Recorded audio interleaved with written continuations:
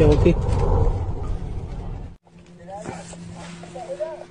اینی قسمت از این لبخند از این مرد یک کشته بیخی شخوند که او کلاونه ایره مچم شما میفهمین معنای لبخند یا نه.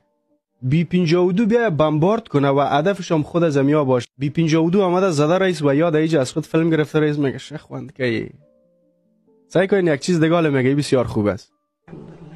اسکاپ شد پروسالی بنی انشالله شر تجربه فتح است.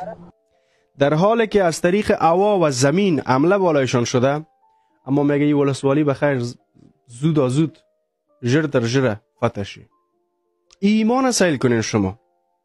غرب د زورورو غرور ماتې کړ پتوره د غرب د زورورو غرور ماتې کړ پتوره کړه وزه پکړه لایکی